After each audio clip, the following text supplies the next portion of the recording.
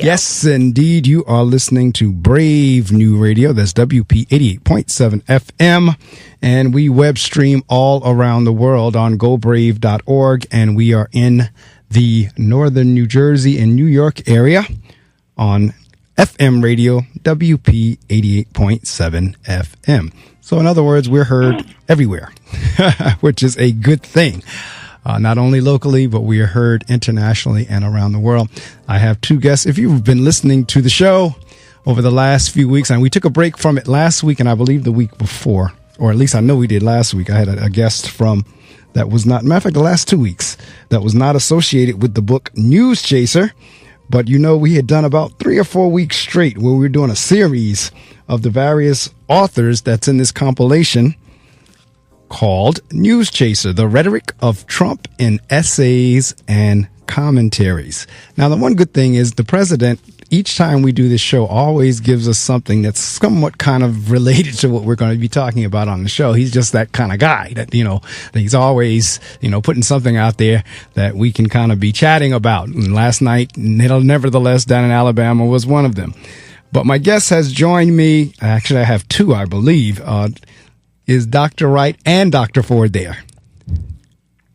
Yes, we're both here. Oh, good. We got both. Okay, because before we went on the air, we were playing around with my phone on this end with the conference button, and it was lighting up telling me it was conferencing, but it was not conferencing. So Dr. Ford was able to conference Dr. Wright in. All right, so let me get them introduced as to who's on the show this morning. And again, we're going to be talking about the book Newschaser, the Rhetoric of Trump in Essays and Commentaries. The editor is Darrell Harris, PhD. And the foreword is by Michael D'Antonio. And the book was introduced to me by my good friend, Ayo Sakai. I know her as Denise, but I also know her as Ayo. She introduced me to the book, and we have been off and running ever since. And it's been a really good series. So I expect this morning to be no different. So on the line, I have with me Donna Ford, Professor, Department of Special Education, gifted with emphasis on minority children and youth, recruitment and retention of racially different students in gifted education and advanced placement classes programs, underachievement and closing achievement, and opportunity gaps by race and income, equity issues in testing and assessment, multicultural education, issues in urban education, family involvement. Donna Y. Ford, PhD, is Professor of Education and Human Development at Vanderbilt University. I've been on the campus. She teaches in the Department of Special Education and holds a joint appointment in the Department of Teaching and Learning. Dr. Ford has been a professor of special education at the Ohio State University and associate professor of educational psychology at the University of Virginia. I've been on that campus as well. And a researcher with the National Research Center on the Gifted and Talented. She also taught at the University of Kentucky. Professor Ford earned her doctorate of philosophy degree in urban educational psychology, 1991, Master of Education degree, counseling, 1988, and Bachelor of Arts degree in communications and Spanish. All right, now 1984 from Cleveland State University. Professor Ford conducts research primarily in gifted education and multicultural urban education. Specifically, her work focuses on recruiting and retaining culturally different students in gifted education, multicultural and urban education, achievement gaps, minority student and achievement and underachievement, and family involvement. She consults with school districts, educational and legal organizations in the areas of gifted education, advanced placement, and multicultural urban education. Professor Ford's courses focus on these topics. She is the author and co-author of several books, including Recruiting and Retaining Culturally Different Students in Gifted Education, Reversing Underachievement Among Gifted Black Students, Multicultural Gifted Education, In Search of the Dream, Designing Schools and Classrooms That Work for High Potential Students from Diverse Cultural Backgrounds, Diverse Learners with Exceptionalities, Culturally Responsive Teaching in the Inclusive Classroom, and Teaching Culturally Diverse Gifted Students. Several other books are in progress. Professor Ford has written at least 200 articles and book chapters. She has made more than 1,000 presentations at professional conferences, organizations, and in school districts. She is the co-founder of the Scholar Identity Institute for Black Males at Vanderbilt. I also have on the line with me Dr. Brian L. Wright. He's an assistant professor of early childhood education in the Department of Instruction and Curriculum, Leadership in the College of Education at the University of Memphis. My guest from last week was from Memphis. His research and publications examine high-achieving African-American males in urban schools pre-K to 12, racial ethnic identity development of boys and young men of color, African-American males as early childhood teachers, and teacher identity development. His focus on the academic achievement of black males in particular has resulted in opportunities to conduct professional development workshops for teachers locally and nationally. He also presented his research at local, national, and international conferences.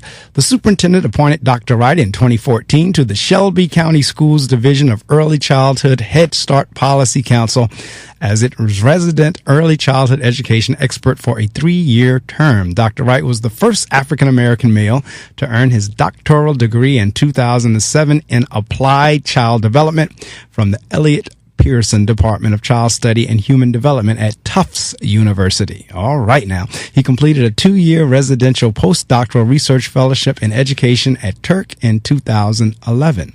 Dr. Wright is currently completing a book with Teachers College Press, Columbia University, Fostering Healthy Self-Identity and Agency in African-American Boys, recently named a 2016-2017 Hooks Fellow, the Benjamin L. Hooks Institute for Social Change. Dr. Wright is committed to the education and academic achievement of African-American boys. Welcome to the Reading Circle microphone, Drs. Ford and Wright. Good morning. Thanks for the wonderful introduction, and we are elated to be here. Really honored. Well, one of the reasons I really read because a lot of people will say, I don't read the whole thing. So I like to read as much of bios, especially healthy bios, as I can to help people in the listening audience understand, one, that it can be done because people have done it. And two, the hope is if they take that notion on, they'll say, well, you know what? If that can happen for Dr. Wright and Dr. Ford, it can happen for me too. And they will act as an inspiration. So that's why I really enjoy reading the accomplishments and accoutrements of, the guests as they come on, especially when they're bios like this in education, because education and reading is my passion. And the listening audience knows I start each show with this, especially when I have guests that are in education, because I'm an educator as well. When I'm not doing radio, I'm the principal of an elementary school. Outstanding. So wow. I totally, whenever I'm reading bios like this, totally relate. And we have to celebrate each other more. So thanks for lifting us up. Now, this is true. You're absolutely right. I mean, especially like in the areas that you all are dealing with in terms of gifted children, you're talking African-American males, you're talking the quote-unquote minorities. I hate that term because I tell folks all the time, I'm not minority anything. But I get it. I understand because we're talking numbers. We're talking that, the majority numbers group versus, I guess, the lower number groups. But even that can be argued because if you put people of color together, that becomes the majority. But right. The fact that you're working in this arena is extremely important for our listeners to understand in terms of how folks are labeled and grouped. Mm-hmm. And how folks, because of that labeling and grouping, which gets into the chapter that you all co-authored in Newschasers, Anti-Intellectualism and For-Profit Education. Will Every Child Count? Exploring what early childhood and gifted children of color risk losing, key words, under a Trump administration. And the authors of that chapter in Newschaser is Brian L. Wright, Ph.D., Jeremiah L. Young, Ph.D., Donna Y. Ford, Ph.D. So we have 3 PhDs that's co-authored Chapter 9 in Newschaser. So, all right, let's talk a couple of things. One, each of you kind of walk the listening audience through how did you select your areas of focus as you came along? How did you get to where you are? And you can take turns, or jump in, or however you want to do that. So let me clarify something, Mark. Do you want to know how we chose our professional careers, or why we chose to focus the chapter the way we did?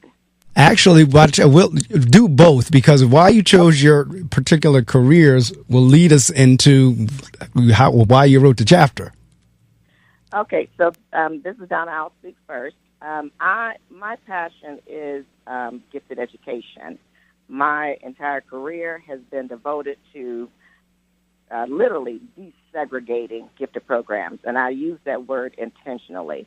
I can share some statistics later, as we talk. But I have been so fed up with seeing too many white students identified as gifted when they should not be, and too few black and Hispanic students not identified as gifted when they should be identified as gifted. Racism has been a predominant reason for our children not being identified as gifted. So I wrote my first book called Reversing Underachievement Among Gifted Black Students based on my son, who I had spent a lot of time with trying to get him prepared for school. And when I had him assessed by a white school psychologist in the East Cleveland, Ohio district, he was not identified.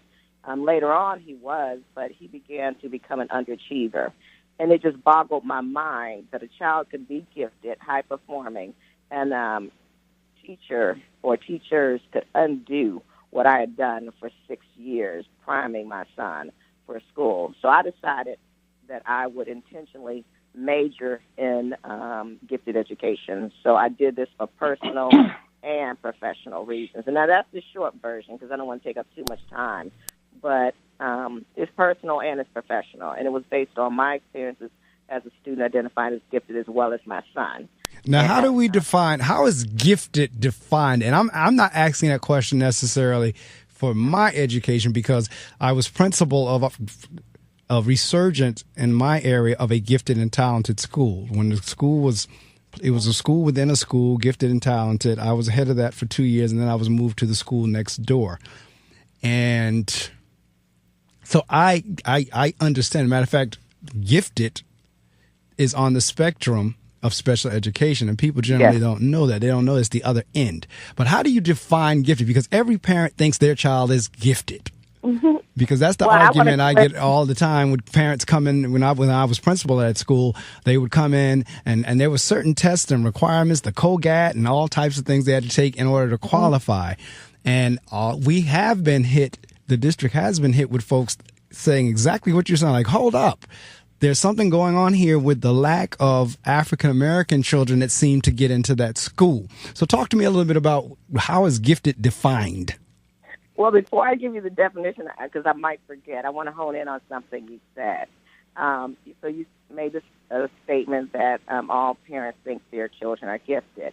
And I agree in some ways. I want to qualify that. And I'm not trying to stereotype, so I'm using generalizations. The reality is that almost all white and higher income parents think their children are gifted. I agree. That's not the case. Yeah, that's not the case for families of color, and in particular if they live in poverty.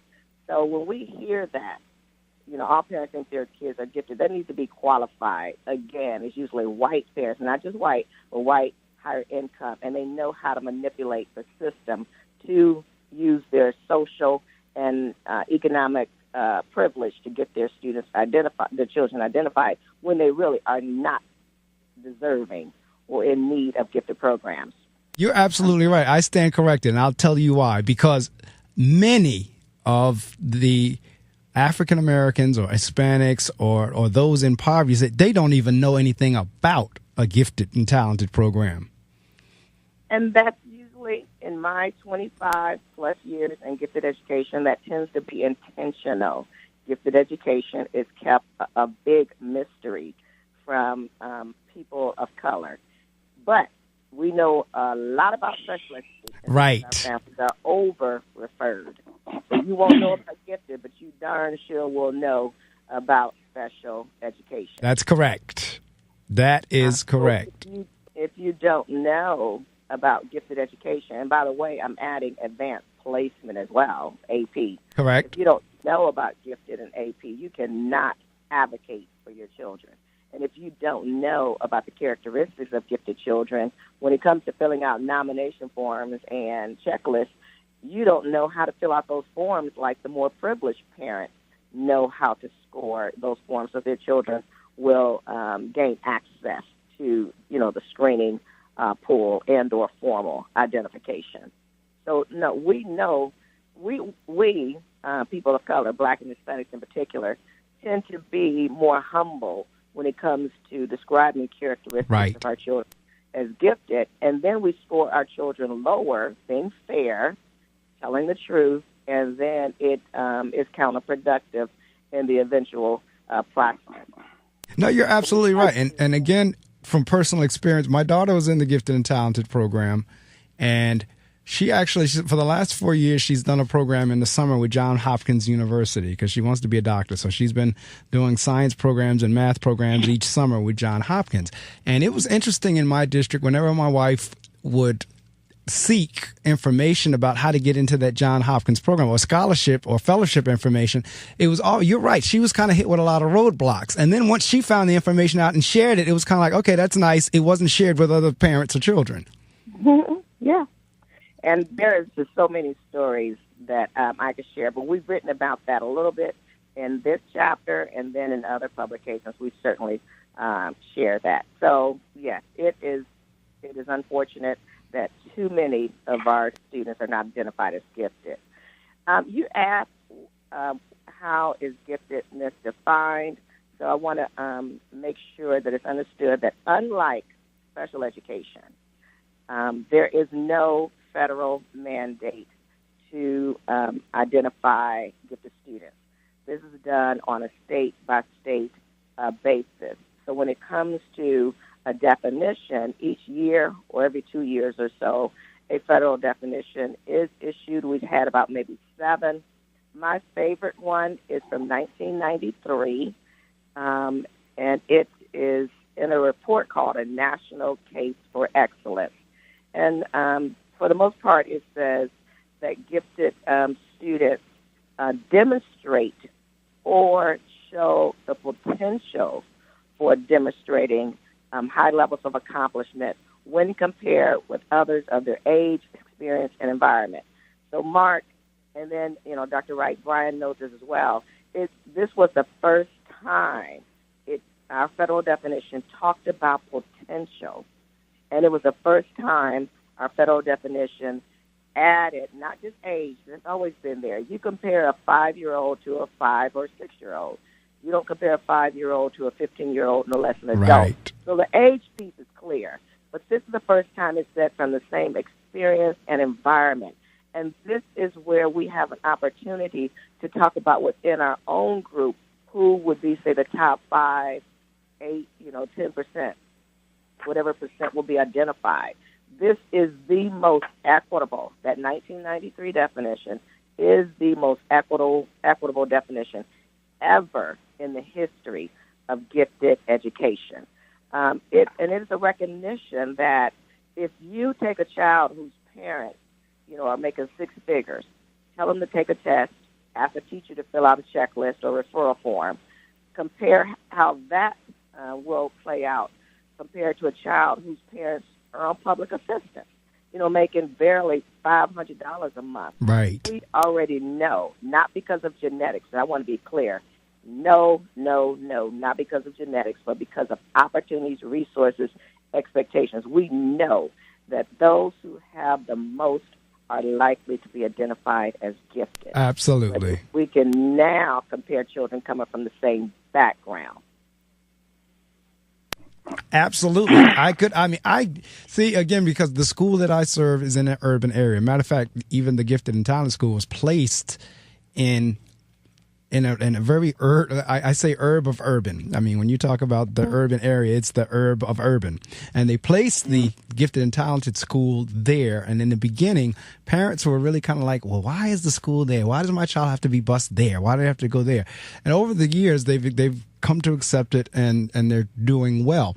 And I'm saying all that to say I was moved to the school next door to help turn that around. Once I'd gotten Gifted and Talented going, they said, we need you next door, go there and turn that one around. So this is my 5th year there.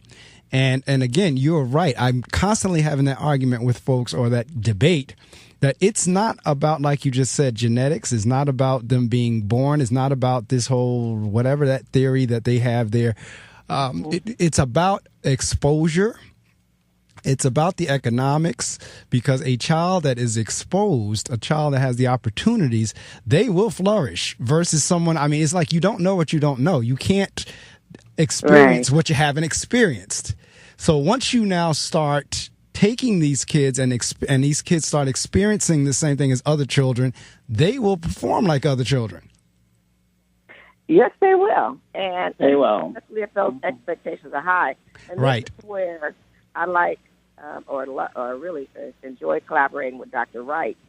His work is, as you said, in reading his bio, is on early childhood education. Yes. So he's talking about starting early. Yes. And so this is, Brian, so let me say this. So our chapter merges early childhood education, start early. That's Dr. Wright's area. With me and Jemima's area with gifted. We have to reach our children as early as possible. But the problem is, and then, Dr. Wright, would chime in, the problem is most gifted programs don't start until the second, third, or fourth program. Right. That is fourth year. That is still early childhood, but it's not early enough. That's when the second, third, or fourth grade, that's when that syndrome, the syndrome kicks in, where our children who have not been identified as gifted, who are losing motivation, who are disinterested in this colorblind education that they're achieving, who face low expectations, begin to underachieve, which again is why I wrote my first book. The sooner, the better, as with any special ed need. So this is where Dr. Wright comes in. Good morning. Good morning. So this is really a good segue into sort of talking about why this work is really important, especially in terms of just as Dr. Ford mentioned, it's both personal and certainly political. In my own experience, obviously, as a black male, having been a black boy, experiencing public education in ways that I could honestly say wasn't always optimal, tumultuous, etc. And so becoming a teacher then of very young children and having classrooms of children, largely black boys, and really being given those boys in part because schools had decided they needed someone to somehow police and maintain order, etc. But of course, when I started teaching these children, young boys in early childhood, I discovered they're smart, they're gifted, they're talented, all the things that I certainly knew about myself, but was never, ever tapped into, because this also goes back to how we prepare teachers, developing their attitudes, their beliefs, their values in terms of how those things manifest in classrooms when they're working with other people's children. And so this idea of looking at the assets and the strengths of black boys is very much a part of my own sort of passion, commitment, and something that I've devoted my career to. And so I think that giving voice to the experiences of black boys and their strengths is really important, because oftentimes in classrooms, we've not prepared enough teachers, because in early childhood, teachers are largely female. Correct. And half of those are white and female. Correct. And so for many of them, it's their first time being in a contained space with a black and brown boy. And so without having sort of interrogated and examined their own attitudes, beliefs, and values, they will bring to their teaching the very kinds of ways in which they think about black and brown people out in the world. And so we have to turn those things on their heads in teacher preparation. Otherwise, they come into classrooms, and the extent to which black and brown children are viewed as smart, intelligent, is in large part based on their approximations of white middle-class children, which is extremely problematic and detracts from some of the strength, some of the brilliance we certainly know resides in black and brown children. And so that really my commitment to really thinking about this work. And this idea of starting early is really important, even though we know that gifted education begins later in perhaps around fourth and or fifth. We need to start looking at early childhood, which is pre-K to third grade in terms of schooling, and making sure that we're also preparing teachers to be able to, because it's such a subjective process, yes, to be able to look at different cultural factors, signs of knowledge, in order to begin to recognize and look again at the experiences and the everyday experiences that children bring from outside of their communities into classrooms, and how do we recognize and value those differences as opposed to seeing them as deficits. You're absolutely right. And in terms, now this is where I see, as I was listening, as a matter of fact, you said so much, I'm trying to keep note of things I wanted to comment on as whenever I came back. But this is where the two of you really do merge. And one of the things you said was in terms of who is teaching in those lower grade classes. You're absolutely right. Matter of fact, I intentionally moved an African-American male from 7th grade to 3rd grade for the very reason. And my words to him was, I need you to help build a foundation. In other words, you know what they need to have at 7th grade. And he was a math teacher. I said, I need you to come down here at 3rd grade and get it to them earlier. And for me, in terms of you talking about pre-K, I read to my children in the womb. They had this crazy, I was in one of the pregnancy magazines, and they had this thing in the back called a pregaphone. And it was like a mail order thing, and I ordered it, and it was nothing more than a plunger with a plastic tube going through it. At the other end was another, and I would put that over my wife's stomach, and I would read books to the child through that pregaphone. So to me, it starts in the home. And then once you get to the school, but this is where you said that whole thing about who is in the classroom, because of the fact that you have, most, like you said, Caucasian female in there, she's bringing a totally different perspective. And then you may get an African American, particularly the boys, who act out in a certain way that is more to our culture than the Caucasian culture, and the two don't mesh. So they automatically assume, and this is where the two of your work come together, they automatically assume something is wrong with that child and he needs to be referred. That's why we have such a high number of African-American boys in particular being referred as special ed, where a lot of the behaviors and what we see from them really is that's their natural being. That's the way they communicate. That's the way they learn. But it's not seen at that because, again, it's bumped up against the Caucasian child. I don't know, I'm sure probably you are, but the two of you are probably familiar with Dr. Umar Johnson. Mm-hmm. With that, that's Umar's. That's kind of like his base claim to fame, is that whole notion of our kids. Too many of them are being sent to special education, not on the gifted end, but on the other end, on the classified end. I think also long before Omar, certainly early on in my undergraduate experiences, reading Kajusu's work, "The Conspiracy to Destroy Black Boys," I think that work became really important, and also the work of Janice Hell on Black children, their roots, their culture. And so I think Kajusu's work really brought home what happens to Black boys early when they don't see themselves reflected in the curriculum, in the context of the classroom. And so they start to disengage from learning early on. And so he talks about this sort of 4th grade syndrome, that by 3rd grade, we see Black boys disengaging and deciding that school is not a place for them. Right. And so then school becomes a holding pattern for them. And so they're waiting for that point when they can actually exit school, in terms of, we describe it as dropout, but what it really is, we've been pushing them out since preschool. And so we see also a disproportionate number of Black boys who don't represent half of public school education. And yet, when you look at the civil rights data collection on discipline, we see that Black children only make up 18% of preschool enrollment, but 42% of preschool students suspend it once, and 48% preschool children suspend it more than once. So the question is, what on earth is a 4-year-old doing when they're just entering school with hopes and dreams and excitement of being successful? What could they possibly be doing that's causing a teacher who often doesn't look like them, doesn't share their experiences, to result in them being suspended not once but twice and then expelled from school. And so we have to begin to think about how this conspiracy, which many people challenged and thought was somehow fictitious, but it's real when you consider the patterns that we see in terms of suspension as early as preschool, and the fact that we also see a disproportionate number of Black and brown children, boys in particular, in special education, and what that contributes to later in terms of this idea of the school to prison pipeline.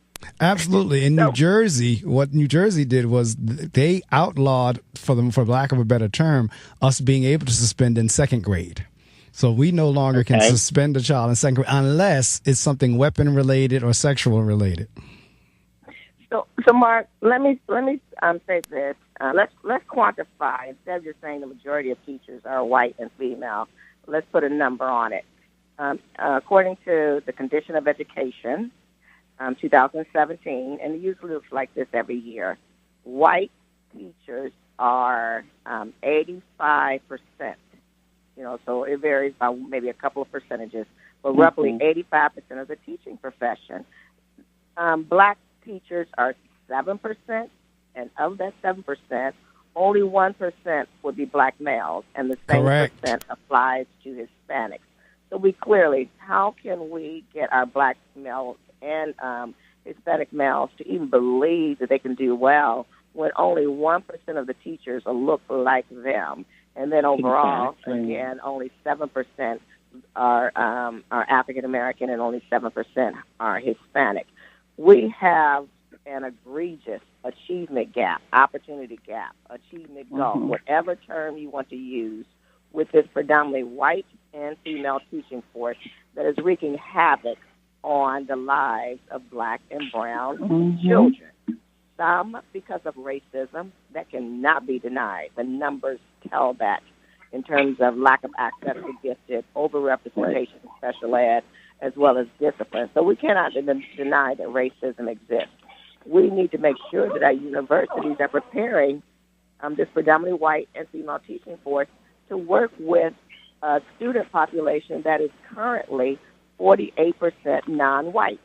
We are increasingly going to be the majority, the numerical majority. And in preschool, we're already there. 52% of preschoolers born in 2011 were non-white. So at the preschool level, people of color are the majority. And then it's just, going to increase. And so I want to take it back even a little bit further. When I think about how we are in the situation we're in, I think it even goes back to Carter G. Woodson, the miseducation of the Negro. That cannot be denied. You could take off the year that book was written and just put 2017, and we're in the same situation. I don't want to be too pessimistic, but I want to be realistic. People of color, we have got to get out and be involved in schools. We need more principals like you, Marc Medley, talking about what you're doing to take a seventh grade. I think you said the seventh grade male. That's correct. I took the African American seventh grade math teacher. Put him in third. Put him in third. Put him in third grade. The earlier, the better. It is a tragedy that too few males, even males of color in particular, even want to be in early childhood because of a lot of stigma and other kinds of things. We have got to start early, not just in schools, but in the home. So we got a lot of work to do, and that's why we're on this show today, combining what we need to do in early childhood, gifted education, and empower families and communities of color so that you know how terrible these data are and that you understand that you do have some rights, and we need to speak up. No, you're absolutely right, because, matter of fact, that's my question to the two of you in terms of experiences and starting in the home and so much. When you and I speak, and I have others that we talk this same dialogue, have these same discussions, we get it. How do we now because I have these conversations with my parents and my students daily. The trick is, how do we get them to understand the system, the game, the setup? How do we get them to interpret or to translate what we're saying for it to become real to them, to understand, as you just said, of why they need to speak up and how they need to approach school boards and how they need to approach principals and everything to advocate for their child. Because it's almost like whenever I get into start talking ancestry and we come from kings and queens and we are special, it's almost like I'm speaking a different language to many of my parents. They just absolutely do not relate to what I'm talking to or talking about. We've been miseducated. I mean, that's right. When I think about like ethnic groups, whites in particular, who have so much pride in where they come from. Yes. They know where they come from. We're still lost. And we right. don't, too many of us don't. The schools do not teach our history, and if they do, is riddled with omissions, right. distortions, and lies. I mean, why is it that I graduated from high school in 1979, and I'm just finding out, well, so to speak, I'm just finding out so much now, years later, that I didn't even know. Right. And students can graduate from school in 1999, then get into college or, get it in some other area, and they're like, why didn't I learn this in school? The lies and miseducation. Whites get to be empowered. Any right. and every piece of literature, of video, the curriculum, materials, they are for and by whites. And we, despite Brown versus the Board of Education, despite that Brown versus Board of Education, we are not getting no less than equal opportunity to learn. We're not getting an equitable opportunity to learn. The curriculum right. that students are learning now is probably the same darn, I'm trying not to cuss on you. I know what you mean, but I feel you. I know what you're saying. Curriculum that I had and it is. As a high school student. What has changed? We still learn about dead white people and rarely learn about any person of color, especially if that person is controversial. So we'll learn right. about Martin Luther King Jr. We won't learn about Malcolm X. Correct. That's just, one example. So when do our children get an opportunity to learn about themselves being taught by a predominantly white teaching force? No, you're absolutely right. Go ahead, Brian. I was going to say it's really also difficult when you're trying to convince people that they're, as you said, from kings and queens, when the day-to-day they're experiencing feelings of being dispossessed and not having access and opportunity. And so they can't invest or they can't be convinced necessarily of that history. And part of it is the miseducation, as Dr. Ford has mentioned. And the other part is, so there's one thing to think about this history, is that another when people are trying to think about how am I going to survive on right. a day-to-day basis. And so that doesn't become tangible for them in the moment to think about how do I navigate and negotiate and figure out all the things that I have to sort of balance as I'm also trying to be there for my children, be there for my family, et cetera. And so I think part of that is how do we create family education correct that allows for really teaching and being responsive and responsible to the day-to-day challenges that families experience. Because I think, like children, we can't expect them to learn, if we want to use the adage of reading, writing, and arithmetic, when they're coming to us with they're either hungry or right. they're experiencing some other important needs. And so I think we have to be responsive to those basic kinds of needs and the realness of the struggles of life and living for many families and communities before we can begin to convince them of the importance of this history as a factor to motivate them and to compel them to move forward. No, you hit the nail right on the head with that whole notion of answering my question in terms of the connection between you come from kings and queens. You're absolutely right. That doesn't resonate with me because right now I'm worrying about the electric bill. I'm worrying about my rent. I'm worrying about my food. Right. So you're absolutely right. Donna, what were you getting ready to say? Yeah. So I want to try to make three quick points. So one is the notion of drive-by teaching. I've not read about it, but I speak about it. Right. We have teachers. We no longer have teachers who live in the neighborhood with our children. So where's that wraparound services and caring for our children? Teachers drive in, teach. Many do too much damage and then drive out and still get paid. To empower our families, I'm sorry. Then one more point.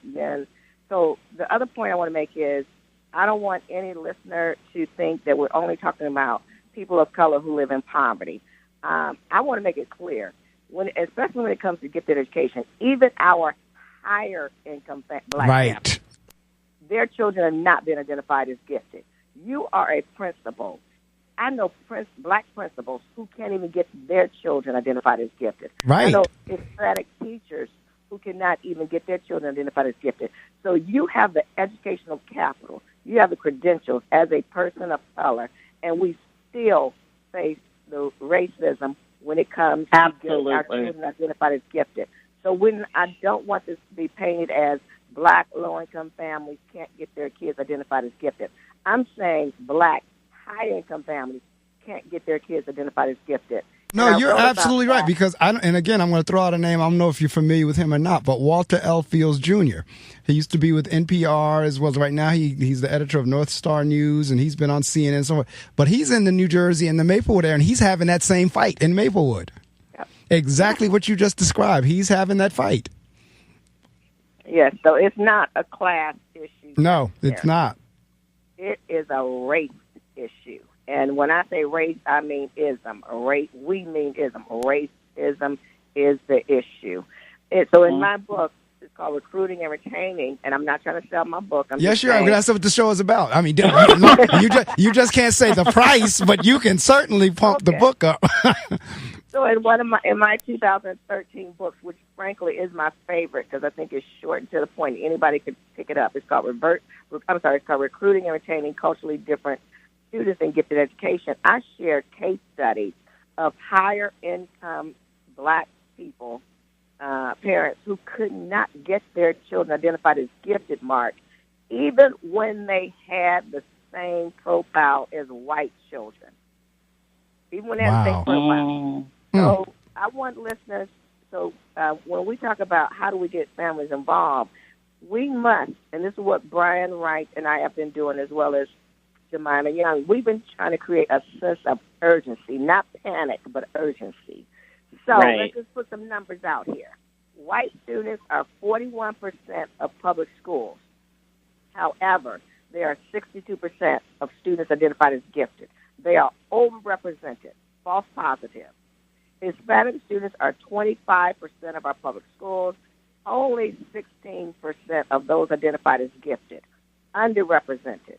Black students are 19% of schools, only 10% of gifted programs, underrepresented. Asian students are 5% of schools, however, there are 10% of gifted programs. Now, I hope, I went slow enough, but listen to this. How in the world, and again, I'm not cussing, can black students be 19% of gifted 19% of public schools, only 10% of gifted programs? How is it that Asians are 5% of schools and 10% of gifted programs? If that doesn't piss somebody off and wake you up, then something is not right. These data consistently show overrepresentation for two groups, white and Asians. And guess who's teaching? Whites are referring children who look like them, and they're filling out these nomination forms to advantage, to further privilege white children. We have data, and then I'll stop, but we have data that indicate that, again, even when white children have the same test score, black children have the same test scores, grades, and academic profiles as white students, teachers will not refer them. And I've done that work, summarized it, but the most recent work is by Grissom and Redding in 2016, 2017. That oozes with racism. Now, in our program, the predominant factor of getting into the gifted program is a test called COGAT. And then the lesser determinants are teacher recommendation and report card and all that. But the main factor is being able to get in that 90th or 99th percentile on COGAT. Now, some would argue that in itself is a barrier. How do you now say, okay, if that's the standard, if COGAT is the standard and the African American kids can't get past it, what do you want us to do about that? Where does that come into play? So nationally, the number one reason for underrepresentation for Black and Hispanic students, as well as any child who lives in poverty, is lack of teacher referral. That's an issue. Or how they fill out the checklist. Okay. That's national, so there's always exceptions. Then when it comes, then nationally, the second reason is if you do get into the screening pool, what will the test be? Right. The choice of the test is critical. Right. So I know you mentioned the COGAT, Cognitive Abilities Test. That has 3 subscales: verbal, numerical, and nonverbal. I am not a major fan of the COGAT. And see, therein lies right. And I see that's why therein lies my argument. But go ahead. Yeah, I'm thinking about test bias. And so again, right now, I'm not even speaking to educators when I'm making these comments. I'm speaking to our families. Right. So what I want families to know is, again, there are those 3 subscales. White tends to do better on the verbal portion of most tests.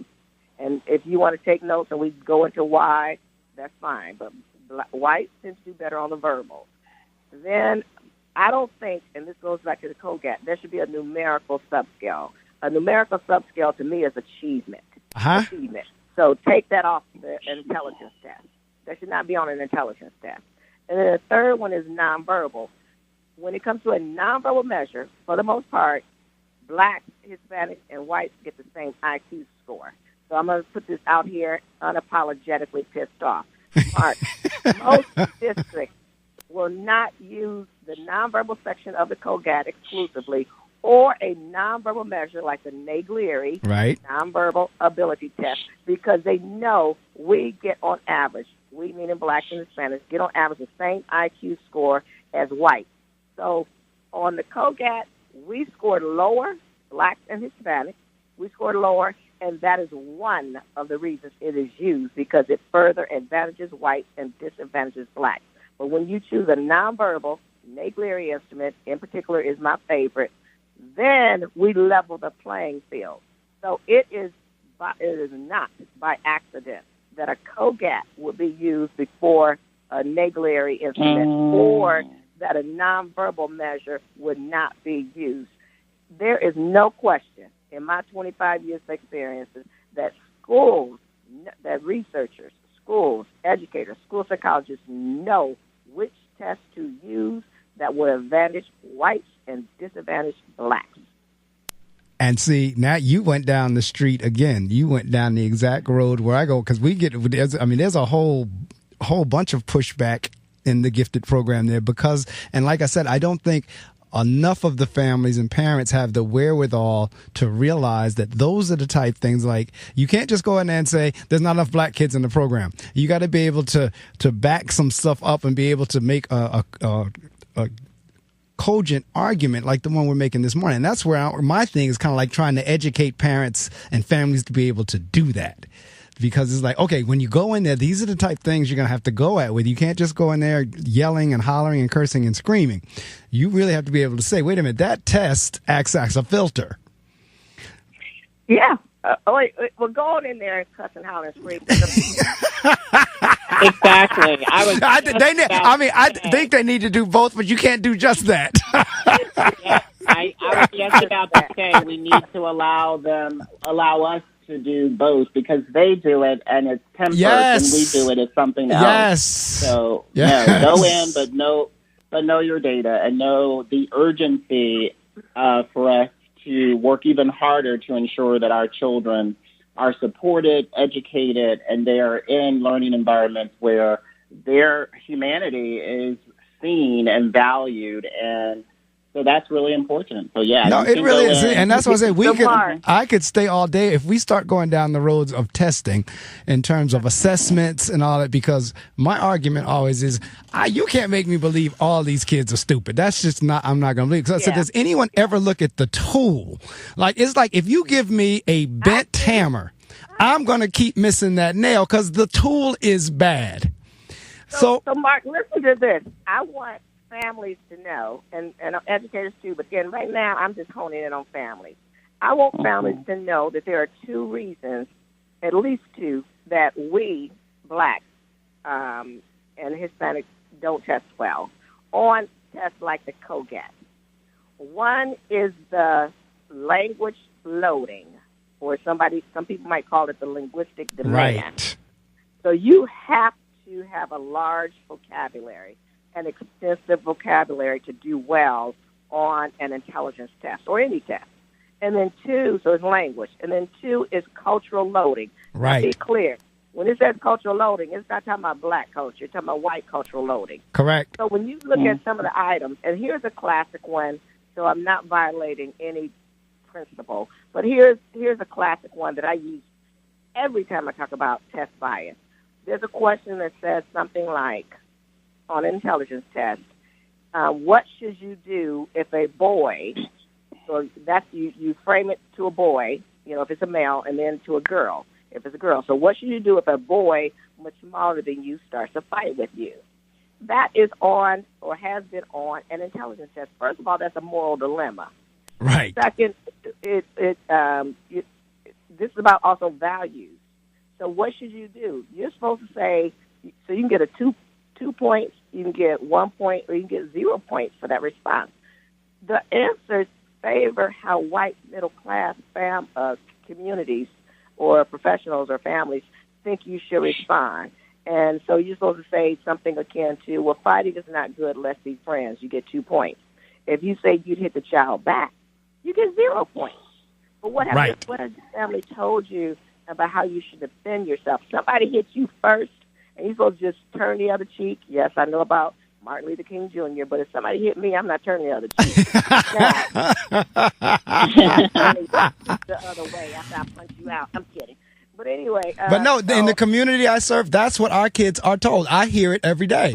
Whenever the kids get into a scuffle, it's like, okay, you know the rules we have within the building. Because I usually do a disclaimer. I say, hey, I understand what mom and dad told you. That works for outside of the building. But inside of the building, you have enough adults that we can handle it for you. Even with that, the parents nor the kids buy that. Because it is so ingrained of what they tell you. If somebody hits me, hit them back. So you're absolutely right. How you're socialized will be how you answer that question on a test. How you answer that question. And people say, tests, they don't see people. Well, first of all, somebody made that test. Those items that give the 2 points, 1 point, 0 points, that's subjective, period. And it's based on your lived experiences, and it disadvantages so many of us. So, no, we're not condoning fighting. And so one is test-taking skills. Right. Teaching our children how to take tests. The other one, Mark and Brian, is test wiseness. So if I take that item, I'm going to say, this is Donna from Cleveland, Ohio, who really want to punch your lights out because you hit me. So Donna is going to say, fighting is not good, let's be friends. But in reality, I'm thinking, wait till school is over. Absolutely. You'll regret that you hit me. So I Absolutely. know how to take a test. We have to teach our children test wiseness, not just test-taking skills. They're similar, and they're also different. No, you're absolutely right. Because item part, yeah. No, because I was going to say, whenever I took the principal's test, there were things on that test, and everybody always say, always answer in the best interest of the child. And there were things on that test that I know best interest of the child cut across common sense, but I answered in the best interest of the child. The one, and that's to that point of test wiseness. That's absolutely right. Just what you just said, the example you used of, okay, I'm gonna answer because I know that's what that test is looking for, but I know how I really feel. I mean, there are a lot of moral dilemmas on these intelligence tests, and I always question, what does morality have to do with whether you're intelligent or not? Well, so what should you do if you find a wallet? What should you do if you find an envelope with a stamp on it? When you hear a should question, it is a moral dilemma. And we as parents and we as black professionals, Hispanic professionals, we got to teach our children how to take these tests. And this goes back to what was said earlier with the COGAT. You could teach children how to pass the COGAT. Right. You cannot teach them how to pass, in particular, the Naglieri nonverbal ability test. So you have these privileged parents who can go and find that test, who can find previous versions of the internet. Right. Their children make their children look smarter than what they are, but we don't even know how to do that. And I think it's unethical for families to do that, but too many are desperate because some of these higher income families have the income to put their children in private schools, but don't want to pay for private schools, right? Because they're getting a private school in a public school, aka gifted programs and advanced placement. That's correct. They're getting a private school, so to speak, if it's rigorous education, without paying for it. And this is tantamount or results in the desperation of those with the most privilege. No, you're absolutely right. Because of our gifted program. What you were saying earlier about vocabulary and exposure, we had an instance where on the test, the question said something about the word electives. Now, out in the suburbs, they may have electives within their middle or elementary schools, whereas in the urban areas, we didn't. And the child, whenever that word elective came up, had no clue what the test maker meant. So it wasn't that the child couldn't have answered the question. It's just that you were now referencing something that they had not experienced. And the term matters. I remember being in, I think it was Wisconsin somewhere years ago, and they were taking me through the city. It was for professional development. And they were saying, this is where we moor the boat, M-O-O-R. And I kept thinking, what the heck does that mean? Right. I mean, we moor the boat. First of all, I don't swim. Too many right. don't swim. I need to learn, but I'm not getting out there on that water. And so, that's not my life. That's not my life. So they kept saying, board a boat. And then eventually I said, you know what, I feel stupid in this situation. What the heck does that mean? And then I asked them, I said, what is motor boat? And when they gave me the explanation, I said, oh, that's where you dock the boat. Because in Cleveland, on Lake Erie, we would say dock the boat. Right. So even changing the word from moor the boat to dock the boat, can, so it's regional differences too, can have an impact on test scores. So here's my issue. And I'm not doing oppression Olympics. Dr. Wright and Dr. Young, we talk about this a lot. I'm not doing oppression Olympics. But when it comes to a test, people, for the most part, if they're professional, will make accommodations for those who speak Spanish, those who are correct English language learners. And can I just say this one time, who the hell? I just got to say that. That's all right. Go ahead. We all right. I've heard worse. Yeah, but I'm being nice because you really don't know what I want to You're say. right. I get it. Who the hell is making accommodations for black English speakers? When I tell teachers and administrators that black English is not a dialect, it is a language. What accommodations are you making for children whose primary language is black English? It is like a deer in the headlights. Their mouth drops. Nobody's really making those accommodations. Black English is a language. So we also need to have accommodations.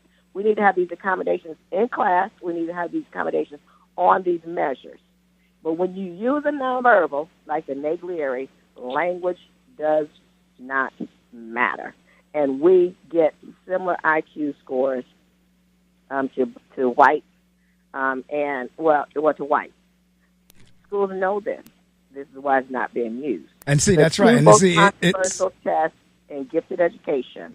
I mean, we're talking about a fight between people who want to adopt one of these two tests is the COGAT and the Naglieri, NAT. You're absolutely right. And it's at 8 o'clock. I need to do the weather and all that again and turn over it into the 8 o'clock hour. But when we come back, because all of this that we've been talking about, and I hope you've been with us since 7 o'clock. I hope you've been with me since 6, but certainly since 7, as I have Dr. Donna Y. Ford and Dr. Brian L. Wright with me, both PhDs, and we're talking about their contribution to the book Newschaser and their Chapter 9, Anti-Intellectualism and For-Profit Education.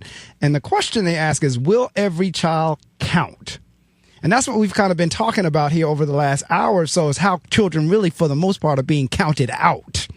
and the barriers and the restrictions are there. And the foreseeable future has a potential to be worse under this administration. And that's what we're talking about here in Newschaser. Whenever I give you the weather and come back, we're going to continue with our discussion. Let someone know that I have the two doctors on the line with me. The question is there a doctor in the house? Yes, there is. This morning, I have two doctors in the houses with Dr. Brian L. Wright and Dr. Donna Y. Ford. So stay there. Matter of fact, don't say get on all your social media sites. Tell them, child, y'all, like she was just talking about black language. Well, y'all know that what child, get up, call somebody up and say, child, you need to tune in to gobrave.org. Child, you need to get on 88.7 FM if you're in the northern New Jersey area.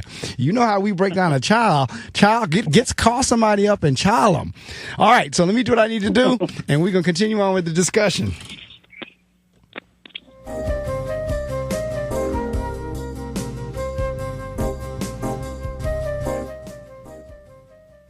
WPSC, Wayne, New Jersey. On the radio, 88.7 FM. Online, gobrave.org. A tune-in radio station. Part of the William Patterson Broadcast Network.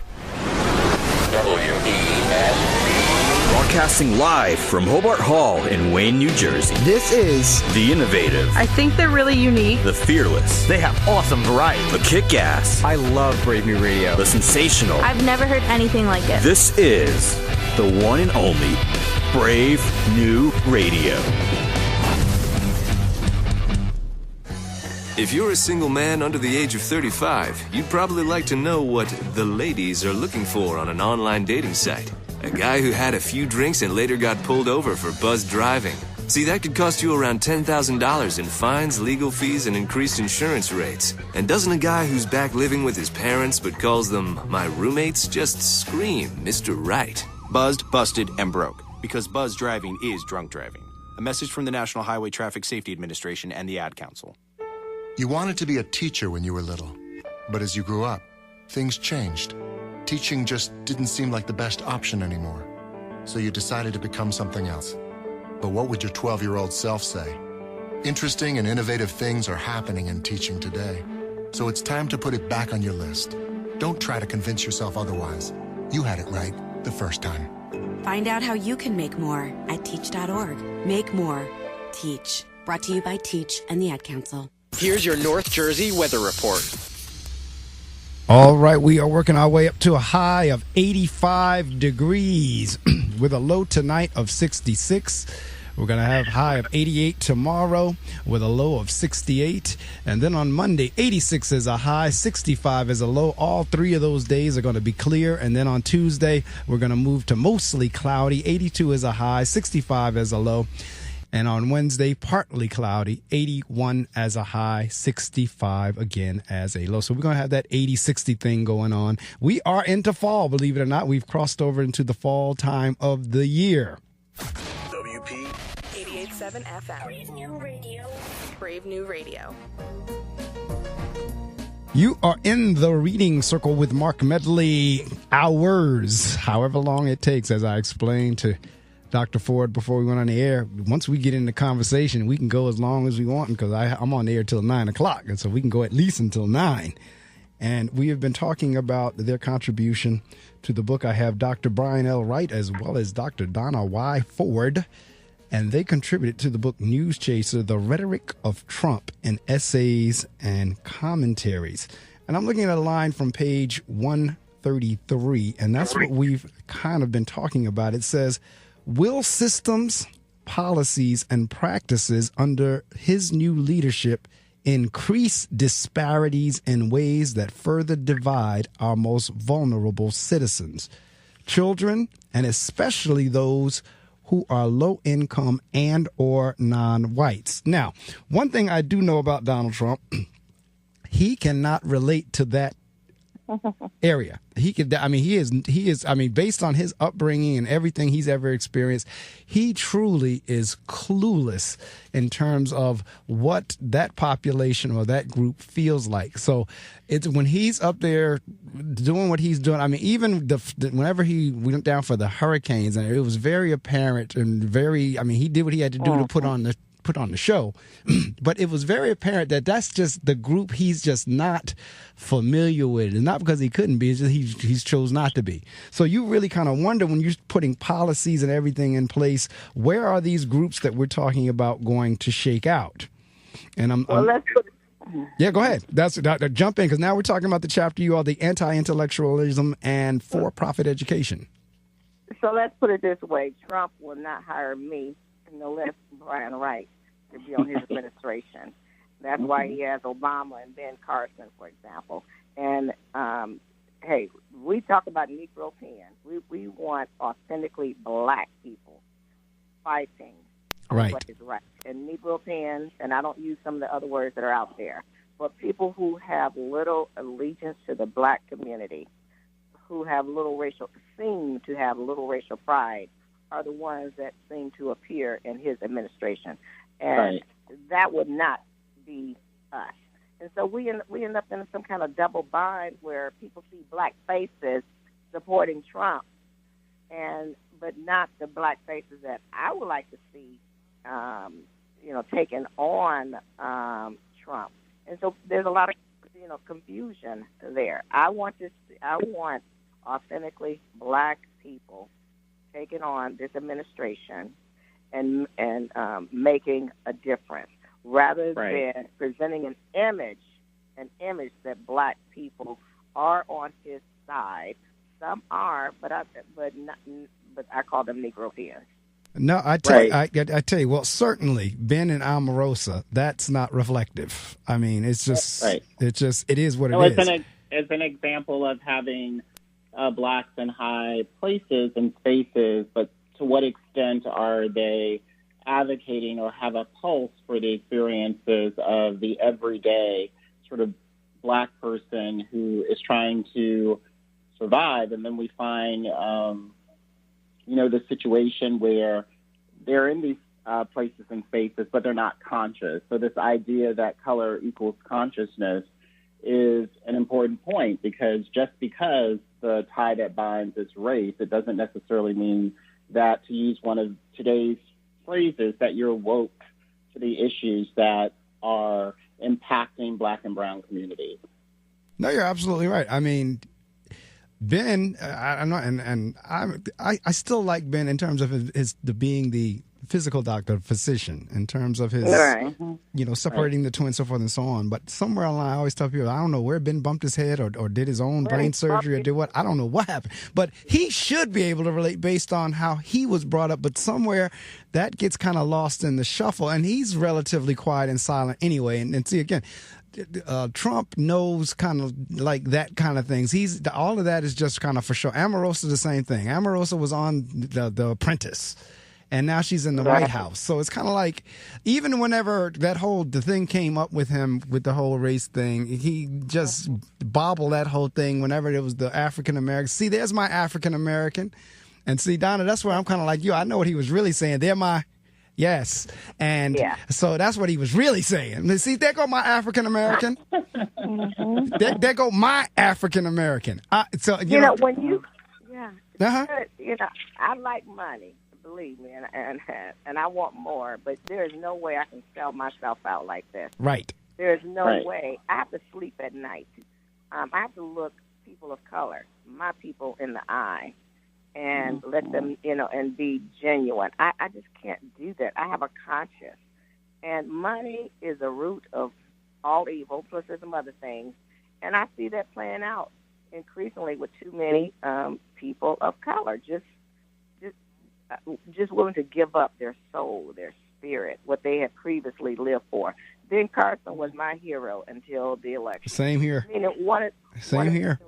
I would use his books, because he talked about Think Big. I've given that book out more than any other book, in any of book, because I usually give books as gift, and I've given that book out more than any other book. Was Think Big. Well, it won't happen with me anymore. They're all in the garbage somewhere. Anyway, let's just keep it real. I mean, what Brian and I and Jemima talk about is, you could be a scholar, but you could be fun and have, and silly too, but we have to just keep it real. No, we do, and I don't have a problem with that. Yeah, when you can keep it real, you can connect with the professors, you can connect with the doctors, you can connect with the lay people, you can connect with anybody. We are just, ground roots. We scholars, but we want to bring it to the masses so they understand what is going on. And so one thing that Dr. Wright mentioned was OCR, Office for Civil Rights. And so it's going back to what you were saying, Marc Medley, that we have to educate our community. Almost any and every data that you want about education can be found on the website for the OCR, Office of Civil Rights. So the website is ocrdata.ed.gov. So when you talk about your school, Mark, I can get on that website and look at your school, not just your school. First of all, you can get it for the U.S. Context. Right. What's going on in the U.S. for gifted education? What's going on in the U.S. for early childhood? What's going on with special ed? And what's going on with discipline? You get it from the national perspective. Correct. Then you can go state by state. What's going on in, Tennessee? Then what's going on in New Jersey? And then you can get it to the district level. What is going on in Marc Medley's district? Correct. And then, Mark, I can go down to your school building, whatever building you are in, and we get that data. So when we're talking about how to empower, well, first of all, educate and thereby empower families, it is like, here's your school building. Your child has not been identified as gifted. Download this OCR, Office for Civil Rights report for your building. Take it to your principal, assistant principal, the gifted ed coordinator, hopefully the school board, and now what are you going to do? Right. So, I mean, that assertion that knowledge is power, that is real. If you don't know, how will you advocate for your children? That's correct. Data. And see, that's where, like I said, on my side, when I work with parents, if you come into my office, you would think it was, somebody told me this looks like a museum. Because, I mean, you want to talk about every wall space is covered with somebody. And like you were saying earlier, and I'm the biggest Martin Luther King fan going, but I also recognize Malcolm X, Gandhi, Adam Clayton Powell Jr., Colin Powell. You name it, you come around my office, all those eyes are on you. and yeah. Frederick Douglass, I mean, you were talking earlier about Carter G. Woodson. I mean, you start getting into... Because for me, they're all conversation starters. And that's when folks start asking me things about that, that's whenever we start getting into these conversations. And that's when we start having the king-queen conversation and trying to, if you, right on my credenza in front of me, shows whenever I did my Ancestry.com DNA thing, I'm 83% African. The majority is me from West African, from Nigeria, that Nigeria area. But I get into those conversations with people, helping them understand where we come from with our roots. And then when you start connecting the dots with the data like you're talking about, you're right, that's when you begin to get a platform to begin speaking intelligently. Now, like I said, I tend to agree with you. There's a part where we want both the cursing, and there's also the part where we want the intelligence. Because when you put those two together, people know you're serious. You're serious. Right. Absolutely. People know you're serious then. Not only are they screaming it, but they got the numbers to back it up. So like you're saying, if they go now to the civil rights site that you were just talking about, and now they come back with that, yeah, they'll be heard. They will be heard.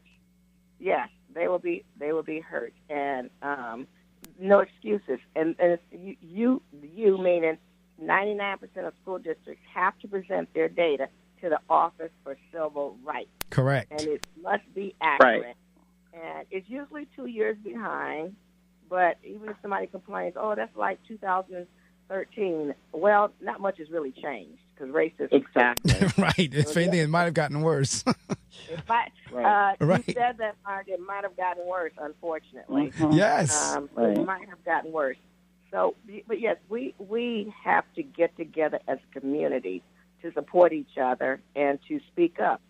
Whatever that quote is, there is, there's progress when there's unity. So united we stand, divided we fall. Right. We people of color, have to go by that mantra. We will have more impact when we as people of color, especially those who've been disenfranchised, because I'm not including Asians here for the most part, and I qualify that. Asians are doing quite well in the United States. And in some ways, they're surpassing whites. They are. You're right. That's correct. I mean, like I told you, they're 5% of the U.S., but 10% of gifted programs. I mean, double. And, of course, there are exceptions. But whites and Asians are doing quite well. Asians have a different history in the United States than blacks and Hispanics. Nobody's trying to build a wall against Asia. Right. It's just a wall against Mexicans in particular. When they're talking about they don't want, when they talk about we want English language only, cities, laws, or whatever, they're not talking about Asians. They're talking about Hispanics, Mexicans in particular.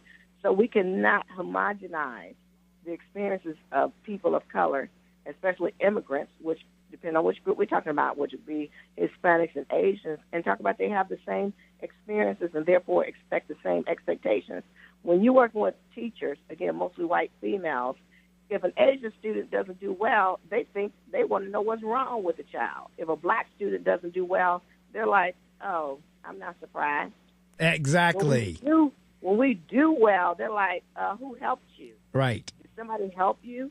There's any way that we cheated. No, you're absolutely right. And a matter of fact, and that's where, like, in terms of the work that Dr. Wright that you're doing, because even within the various groups, there are stratas or levels or whatever you want to call it.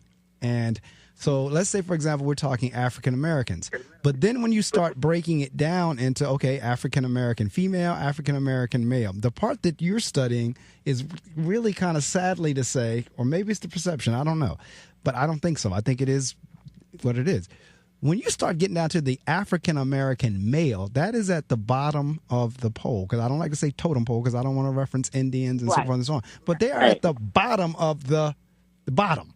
Yeah. Like when I was saying earlier about the herb of the herb. Well, so now you're dealing with the segment of even within the African American population that's seen and for the most part always have been seen as the low of the low.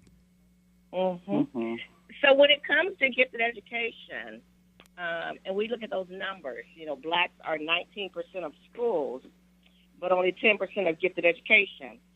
And Brian, Dr. Wright knows this, but Mark, the majority of those will be black females. Yes, that's my point. That narrative. If we look at special education, in particular, high incidence areas, and high incidence would be learning disabilities, emotional and behavioral disorders, developmental delay, and intellectual disability, which used to be called mentally retarded, which is very problematic. Right. But when you look at those four areas, you flip it, it's going to be black males. So if black students are identified, they will be female. In special education, it is going to be our males. Yes. Labeled emotionally disturbed, having behavioral problems, and intellectually disabled. It's the direct opposite when it comes to gender. So this is why we, Dr. Wright and I, as well as Dr. Young and others, always disaggregate our data by race and gender. Correct. Income. Always. The experience of black females are not the same as the experience of black males with this predominantly white and female teaching force. They're not the same.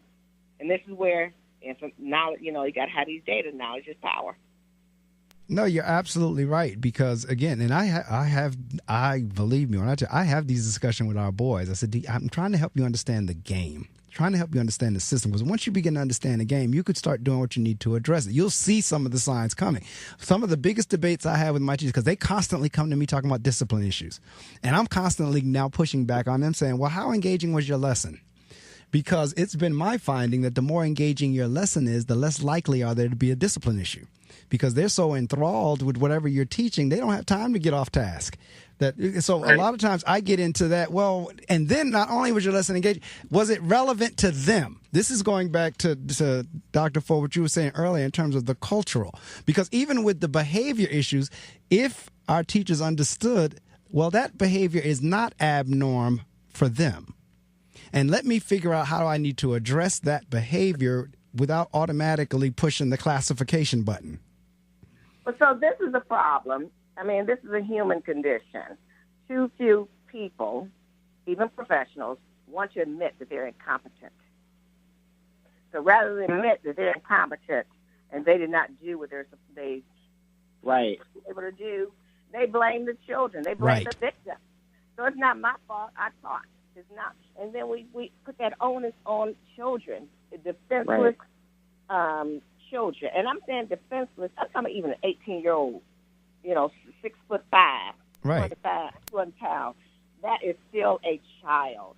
But we would rather ease our conscience and say we did what we were supposed to do, and even though we did not, and put the burden on somebody else and say, I did what I was supposed to do, you should have gotten it. And this is where we talk about equity. It's problematic. I mean, like I said, eating, tripping, and more. But we are. And we've also done that as a society. It's very easy to locate problems, quote, problems and pathologies with, and schooling has done that historically with children and families because it leaves schools exculpatory. They don't have to then take responsibility for teacher attitudes and beliefs.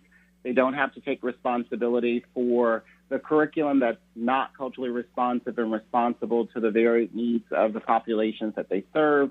And so they don't have to take any responsibility because they can locate the issues, as Dr. Ford said, with children and families because that's easy and allows them not to do a critical examination of self.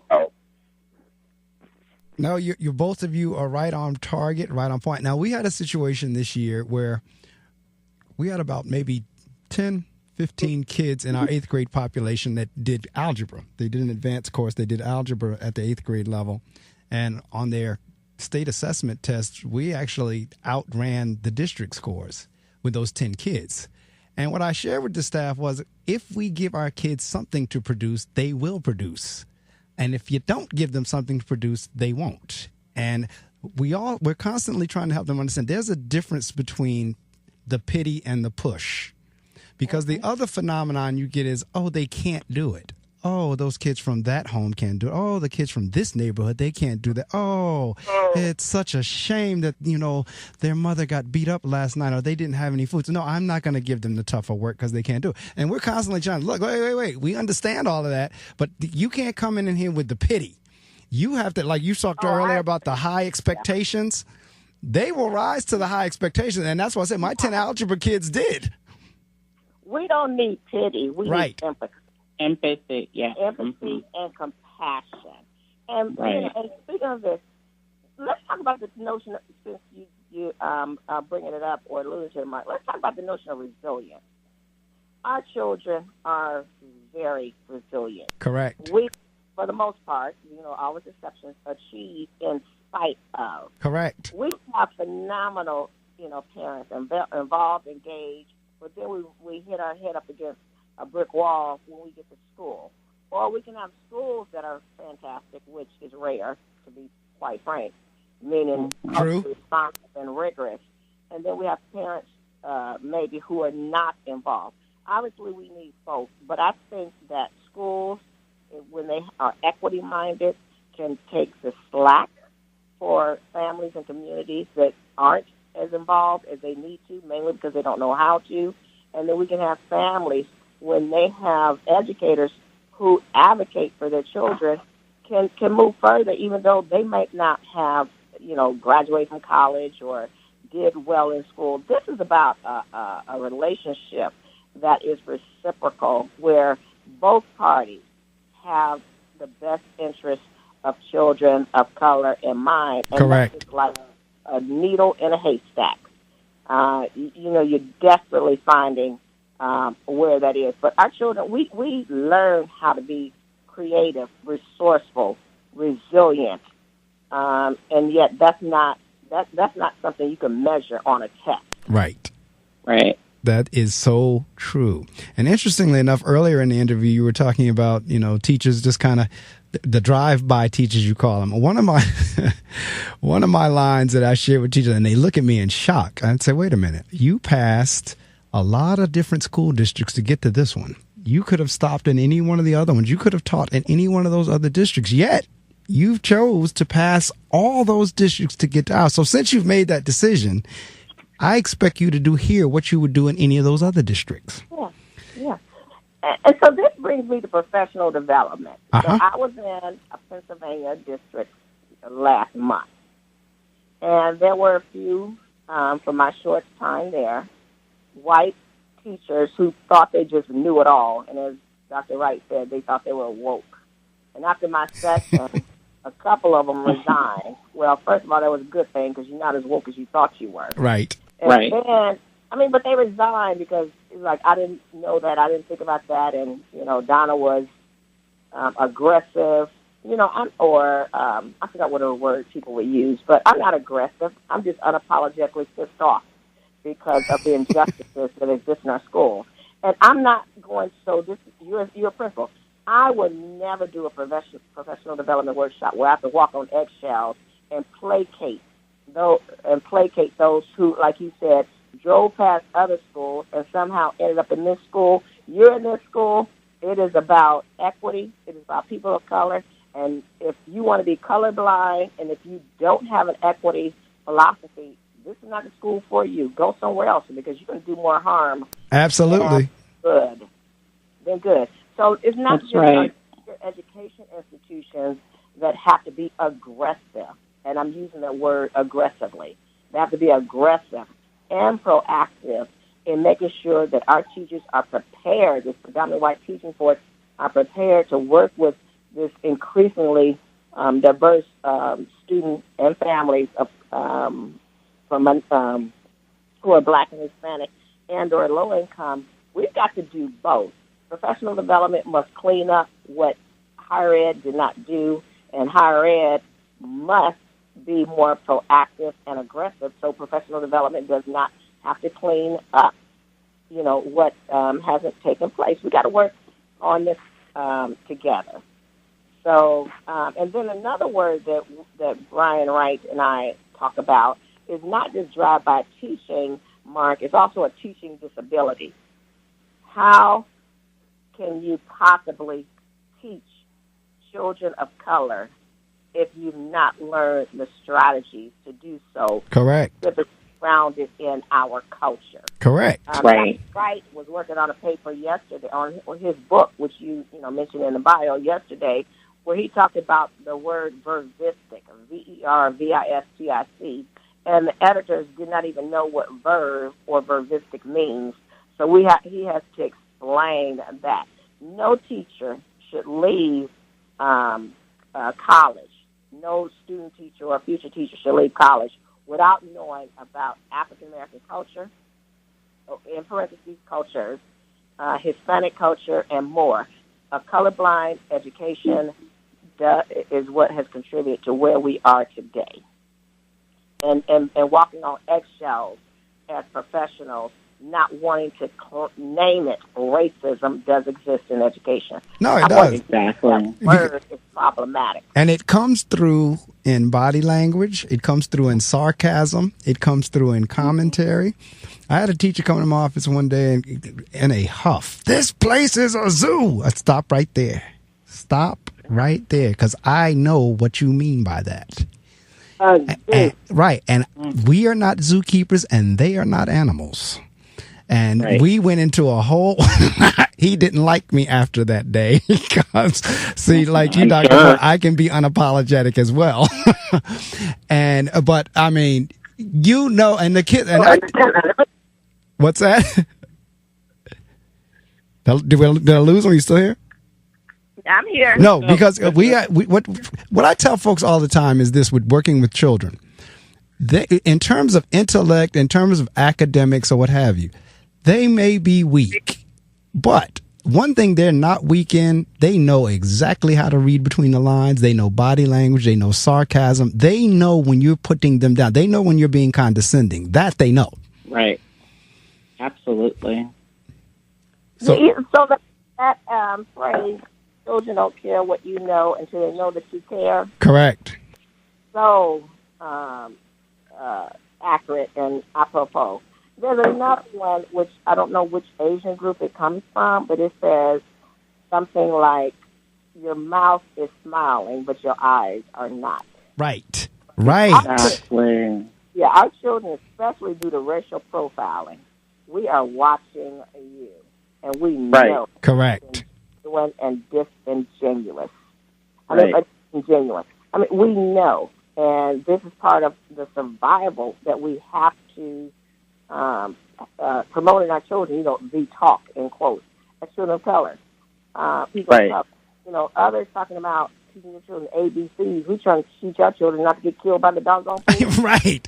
Exactly. And see, this is where, like, this whole book, the whole Newschaser book, and particularly your chapter, hits home for me, because it almost seems, because Trump is the way Trump is in terms of him being so unabashed and unapologetic, it almost feels as folks now feel like they're empowered to be that same way. In other words, I don't have to care about you. I don't have to worry about your culture. I don't have to teach you in any other. That's what I'm kind of seeing surfacing, is almost like an empowerment that because the president says and does what he wants to do, that we can do the same. Mark, I think a better word, and forgive me if you think I'm correcting you, but the word is emboldened. Yes. No, I don't think it's correcting at all, because I'm with you there. It is emboldened. You're right. People just think that they can do any and everything now. Racism has increased on a social level since the election. Correct. Racism has increased on college campuses since this election. Racism has increased in P-12 settings since this election. It has increased in employment situations, but I'm trying to stick to, the academic settings. Every year, and we mentioned this a little bit in our chapter, there are about 7,000 hate crimes. Now, hate crimes are the most heinous ones, right? But every year there are about 7,000. The first one, the number one place for hate crimes is in your community. Now, and I'm not going to no black on black crime, because somebody I'm a snap, crackle, and pop on that one. The hate crimes for blacks and Hispanics in your community are roughly the same. They're roughly the same. So whites kill whites to the same percent as blacks kill blacks. All right, they're roughly like 89 to 91%, something like that. I don't have my numbers in front of me, but they're very comparable. Might be a 2 or 3% difference. So let's stop this black on black crime. Like white on white crime is not the same. The second place is on highways, and of course that's racial profiling. Highways and streets. The third place for hate crimes, the most vile crimes, are in schools and colleges, meaning the most educated commit the most repulsive crimes. And this is why me, Wright, and Young, and others do what we do, because we know we have to have a voice on university campuses and P-12 settings like you, Mark, where we cannot be silent and where we must speak out. We cannot be window dressing, Negro pens, etc. That's correct. I could not agree more. We've come down to the last portion, and what I do at this point for both of you, I know earlier I was teasing you about, you said I'm not trying to sell a book, but yes, we are. That's what the part of the impetus of the show is, to get folk to get books and to read more and to research and study whatever. And so what I do in the last portion is I give the author or the guest the opportunity to promote in any way they would like, with the exception of saying a dollar amount. So as long as you don't say anything about a price, we're good to go. But in terms of shouting out where you're going to be, how they can get in touch with you for your services, any professional development, book signings, so forth and so on, you can share all that information. So I have thoroughly, this has been an intellectual discussion for sure, and not just the intellect in terms of the academics, but in terms of our racial relations and how it impacts the academics. Because the issue, you're right, it's still there. You can look at books such as The Miseducation, that book. You can look at the ISIS papers. You can look at Confucius, how does he say his name? Conjufu's work. You can look at, and you're right. That work was written, in some of it in the 60s, some 50s, 40s, some 70s, some 80s, and now we're in 2017. And for the most part, all you have to do is change the copyright date, and it'll still apply. Absolutely. And Mark, I'm not saying you have to bring us back, but we need to also do more with talking about special education and discipline. Oh, we can definitely come. I can definitely. It won't be in the next couple of weeks, but we can definitely come back on because I have a schedule already set. But an open date week, by all means, my guests always have an open invitation to come back. And this discussion is deep. So yes, it does deserve more than one airing, if you will. I agree because we definitely want to send a message with regard to discipline, special education. And in part, why that continues to be an issue is that you cannot teach someone you do not believe in. Right. So it's important that we help teachers to understand that if we're going to transform, or if we're going to experience transformative teaching, it begins with what we do in teacher preparation in terms of giving teachers the requisite skills, knowledge, and then also making sure that it's not enough that you're steeped in content and that you have sophisticated pedagogical practices. You also need to examine your position in the world, your privileges, et cetera. And so we need to make sure that they are engaged in the kinds of activities that allow them to challenge their attitudes, beliefs, and values. And because the hope then is to maximize the potential of all students, but especially Black and brown students who've experienced marginality historically. No, go ahead. Hours, and so one would be Convicted in the Womb.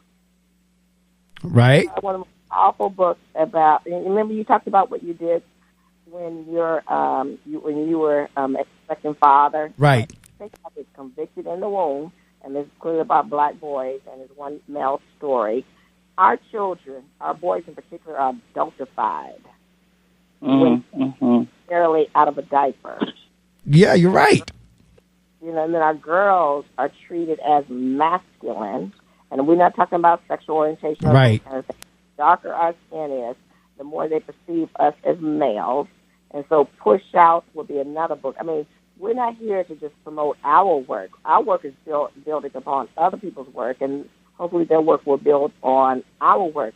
But we have to have a library, a literature base that gets us angry, because I think anger can make you take action. Right. Not only angry, like violent, but angry to be informed, to be desperate enough to advocate for your children as well as other people's children to take on the social injustices. So there are many books out there, and we're happy to provide that. But I know you said, you wanted us to share our work. We could. I mean, I can, but I think your introduction to our bios was wonderful. You had the link and stuff. It just, all of my books are on, first of all, most of them are on Gifted Ed, but I also have books on stories of families African Americans, or people of color, I should say, who grew up in single parent homes, defying those stereotypes. But my heart rests in Gifted Ed, because I know so many of us are brilliant, but it's been untapped. Absolutely.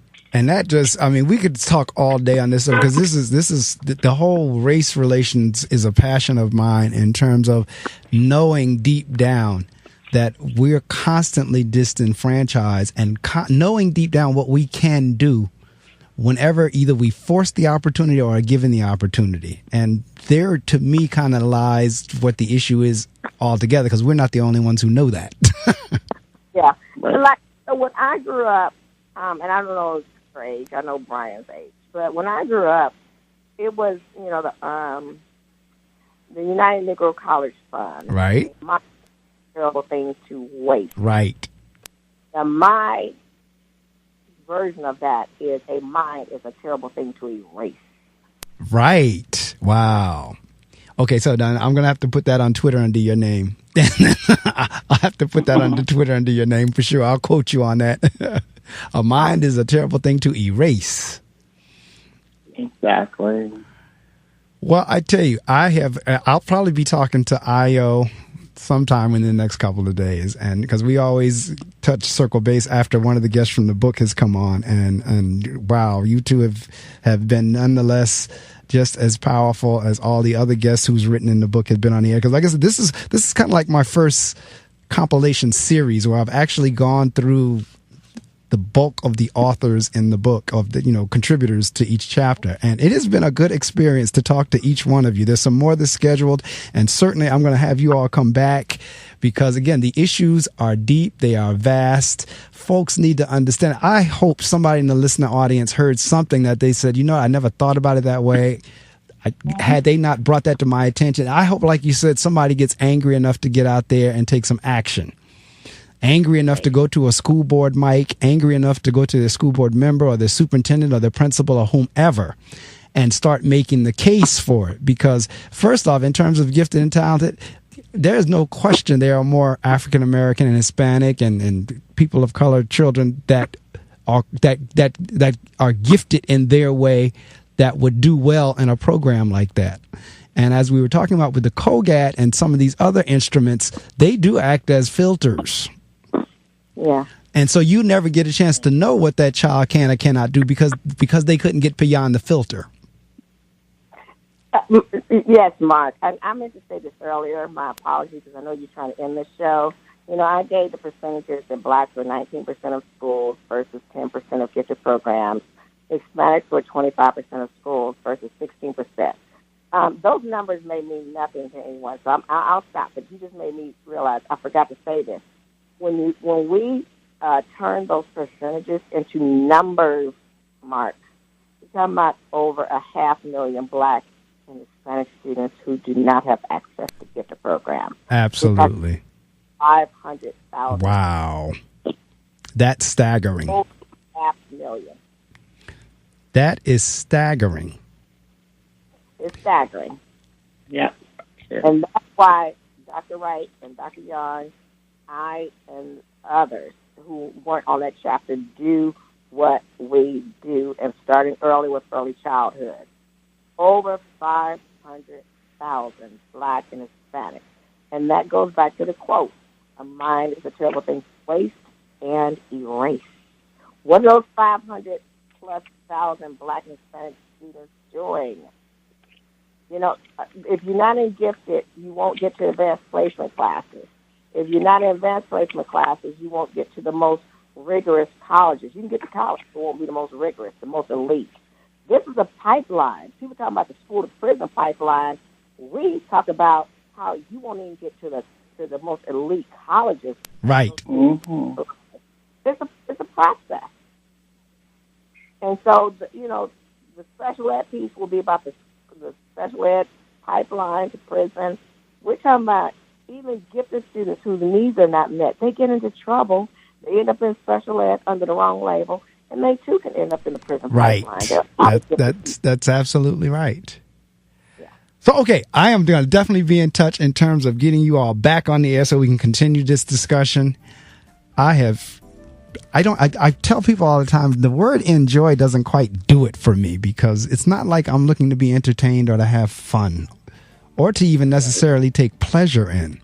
So I guess more of the word would be inspired or enlightened or something beyond enjoy. But the conversation has been deep and at the same time informational. And so for listening audience, I truly hope that, you've taken something from that, especially if you have children. If you have an inkling or you think that your child may be gifted, you might want to fight to see if you can get that child in a program wherever you are. And don't take no for an answer. Don't take Absolutely. No for OCR right. Your district or your school district. And for those of you who have African-American males, African-American boys, do understand, as she just said, from womb to tomb, it's a struggle.